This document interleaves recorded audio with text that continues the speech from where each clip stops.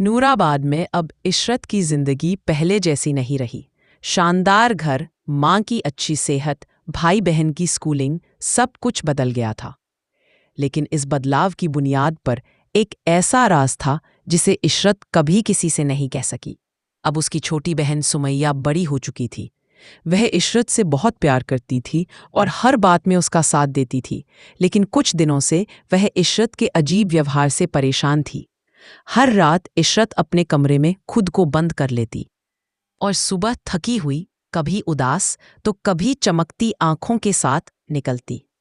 एक रात सुमैया ने जिज्ञासा से दरवाजे के पीछे कान लगाया।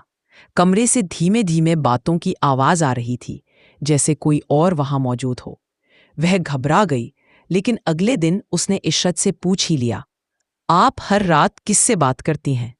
इशरत कुछ पल के लिए चुप रही, फिर हल्के से मुस्कुराकर बोली, कभी कभी खुद से बातें करना जरूरी होता है। लेकिन सुमैया को यकीन नहीं हुआ।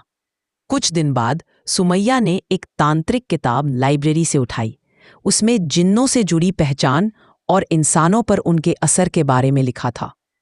उसे शक और गहराने लगा। उसने धीरे धीरे इशरत की चीजें खंगालनी शुरू की और एक दिन उसे एक पुराना चांदी का कड़ा मिला, जो न आम था न इंसानी। उस पर कुछ अरबी में नक्श बने थे। उसी रात उसने इशरत के कमरे की खिड़की से झांका और उसके होश उड़ गए।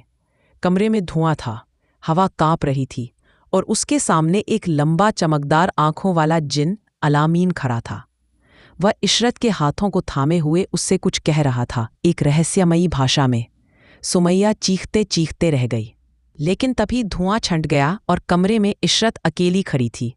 अगली सुबह सुमैया चुप थी। अब वह जान चुकी थी कि उसकी बहन ने उनके लिए क्या कुर्बानी दी है। मगर वह सोचने लगी, क्या किसी जिन से शादी करने वाली लड़की कभी सुकून से जी सकती है? इशरत की जिंदगी अब एक ऐसे मोड़ पर थी जहां उसका सबसे बड़ा राज उसकी सबसे बड़ी पहचान बन चुका था, और शायद जल्द ही यह राज पूरी दुनिया के सामने आ जाएगा।